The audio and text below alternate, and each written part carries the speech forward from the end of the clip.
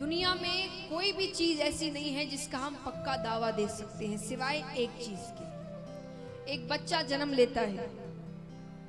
अब जन्म लेने के बाद वो बड़ा होगा कि नहीं होगा इसमें संदेह है?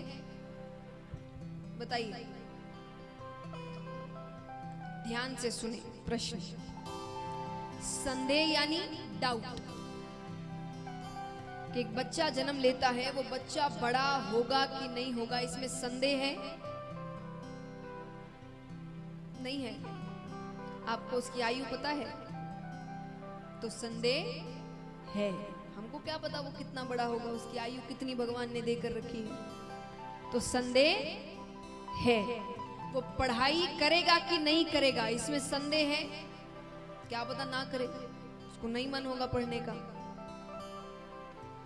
उसकी शादी होगी कि नहीं होगी इसमें संदेह है। उसके बच्चे होंगे कि नहीं होंगे इसमें संदेह है। वो मरेगा कि नहीं मरेगा इसमें संदेह है? इसमें कोई संदेह नहीं है। तो जीवन में एक ही ऐसी चीज है जिसमें कोई संदेह नहीं है कि हमारी मृत्यु तो आनी है।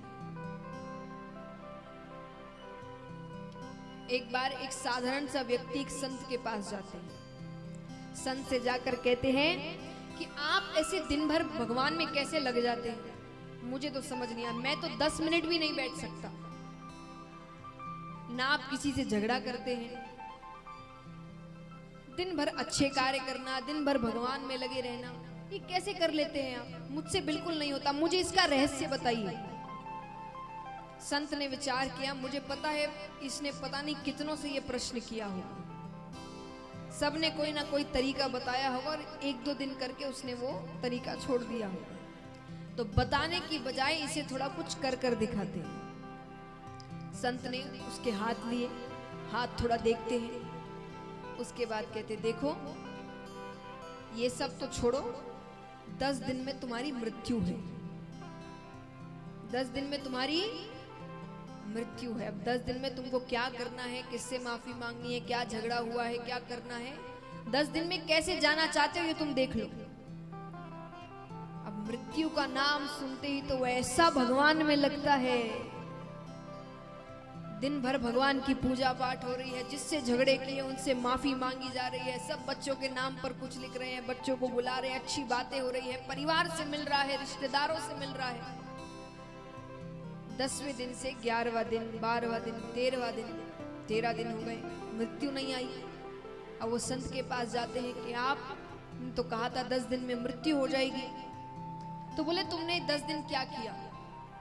बोले मैंने खूब पूजा पाठ की, मैं अपने परिवार से मिला, रिश्तेदार से मिला, जो गलतियां की थी उनसे माफी भी मांग ली, किसी और ने गलती की थी तो बातें कर कर सुलझा लिया। बोले क्यों, तुम्हारा तो मन नहीं लगता था भगवान में?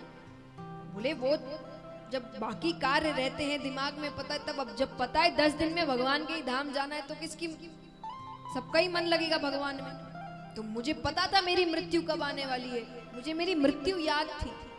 संत ने कहा यही रहस्य है, मुझे मेरी मृत्यु याद रहती है, मुझे पता है कि किसी भी वक्त कुछ भी हो सकता है। यहां बैठे किसी को नहीं पता कि अगले पल क्या होगा। हम जीवन भर प्लानिंग करते रह जाते हैं, इतनी उम्र में पढ़ाई, इतनी उम्र में शादी, इतनी उम्र में बच्चे, फिर बच्चों की शादी, फिर रिटायर हो गए, फिर चारों धाम की यात्रा। और आपका पता है कि इतने साल आप जिएंगे? किसी को नहीं पता। हम भगवान की पूजा, पुण्य, अच्छे कार्य ये सब बुढ़ापे के लिए रखते हैं। कईयों से मैंने सुना है, कई युवाओं से या ज्यादा उम्र जिनकी नहीं हुई है, अभी अभी शादी हुई है, कुछ ही वर्ष हुए हैं, कई हमें कहते हैं, कई बार मिलाया जाता है कि भाई ये कथा करते हैं, आप जानते हैं? बोले हम नहीं जानते। क्यों नहीं जानते? बोले हम ये सब देखते नहीं ना, ये उम्र है क्या कथा सुनने की? जब उम्र आएगी तब सुनेंगे। पक्का है वो उम्र आएगी, नहीं आई तो ऊपर भगवान के पास जाएंगे, भगवान कहेंगे कौन कौन से अच्छे कर्म किए, आप कहेंगे आपने करने ही नहीं दिए, हमने तो वो कर्म बुढ़ापे के लिए सोच के रखे थे। तो ये सोचकर जीवन मत जिए। ये याद रखे कि मृत्यु कब आएगी किसी को नहीं पता। तो ऐसे कर्म करो। मैं सिर्फ यही नहीं कह रही कि पूजा करने से आप पूजा नहीं कर पा रहे हैं, अच्छे कर्म करो, वही पूजा है। किसी की सहायता करो। हमारे सामने गलत कार्य होते रहते हैं, कोई रो रहा है, कोई दुखी, हमें कोई लेना देना नहीं, हमें क्या। और फिर हम पर कोई संकट आता है तो हम ये इंतजार, हमारी आंखें देख रही होती है कोई तो मदद कर दे, पर उस वक्त वो व्यक्ति भी यही सोच रहा होता है कि हमें क्या, क्योंकि जैसे कर्म करते वैसा फल तो मिलता है। तो सूत जी कहते हैं कि काल सबको अपना भोजन बनाते हुए आ रहा है, सबकी मृत्यु निश्चित है।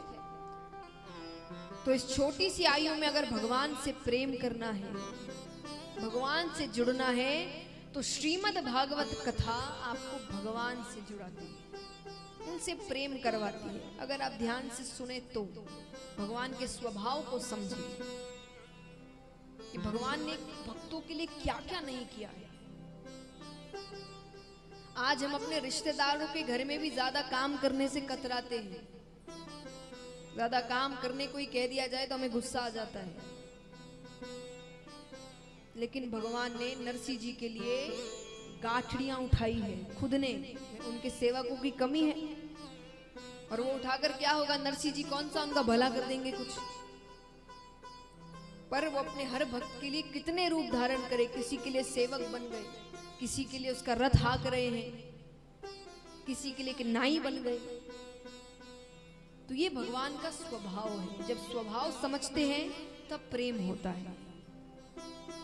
सूत जी कहते हैं ये कथा आपको भगवान से प्रेम करवाती है कि जो तुलसी की माला पहनते हैं और तिलक लगाते हैं कि काष्ठ कंठी मृग तिल की पाखंडी ना संशय। सब पाखंडियों के लक्षण हैं कि काष्ठ कंठी मृग तिल की पाखंडी ना संशय और मूर्खा नाम लक्षणम चैते है तप मुद्रा धरोमिता। कि जो तुलसी की माला पहनते हैं, तिलक लगाते हैं, भगवान की भक्ति में रहते हैं, ये सब मूर्खों के लक्षण हैं। तुलसी की माला का महत्व भगवान कौन नहीं जानता। यहां कितने भक्त हैं जिन्होंने कोहिनूर हीरा देखा है? एक ने देखा और किसी ने देखा, लेकिन सबको पता है कोहिनूर हीरे के बारे में। उस कोहिनूर हीरे का पूरा हार बनवा लो, पहन लो, फिर भी कल्याण होगा कि नहीं किसी को नहीं पता।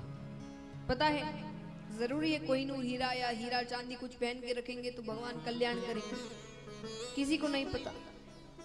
लेकिन अगर अंत समय में तुलसी का एक भी दल मुख में हुआ, तुलसी की माला पहनी होगी, उसका महत्व जानते होंगे, तो नरक तो नहीं जाओगे, इस बात की गारंटी लेती हूं।